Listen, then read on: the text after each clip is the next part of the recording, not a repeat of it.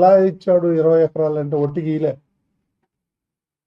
నేను ఆ అజయ్ కుమార్ అనే అతను కలిసాను. ఆయన ఇచ్చిన కంప్లైంట్ కూడా ఉంది నా దగ్గర, మీకు కాపీలు ఇస్తా. ఆయన్ని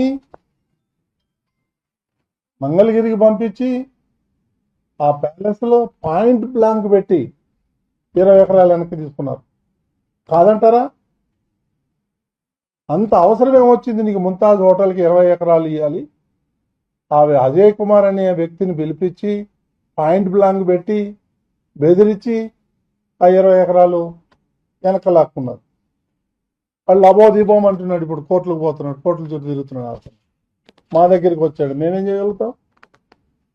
ఇంత అరాచకం చేసి అన్యాయం చేసి ఆయన దగ్గర భూమి తీసుకొని ముంతాజ్ హోటల్కి ఇచ్చి వాళ్ళ దగ్గర కోట్ల రూపాయలు మీరు లంచాలు తీసుకొని ఈ విధంగా చేసి ఇప్పుడు మా మీద బురద చేస్తారని ఎట్ట కుదురుతుంది? ఇది న్యాయమా, ధర్మమా? ఆలోచించండి ఒకసారి. ఎవరో జగన్మోహన్ రెడ్డి, ఎవరో కాదు, అప్పటి ముఖ్యమంత్రి జగన్మోహన్ రెడ్డి ఆయనే పిలిపించి, మీరు అజయ్ కుమార్ అనే అతను ఇక్కడే ఉంటాడు తిరుపతిలో, మీరు ఆయన అడగండి. నాకు కంప్లైంట్ ఇచ్చాడు, రిటర్న్ కంప్లైంట్ నా దగ్గర ఉంది. నేను బేస్లెస్ ఎలిగేషన్ ఏం చేయను.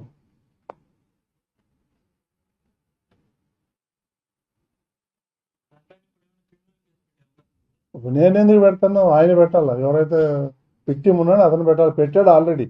అప్పట్లో తీసుకోవాలి, ఆయన కంప్లైంట్ కూడా తీసుకోలేదు. నువ్వు ఆంధ్రప్రదేశ్లో ఉండి చంపేస్తామని అన్నారు. ఎన్నో రోజులు బయట దాక్కొని తిరుగుతున్నాడు.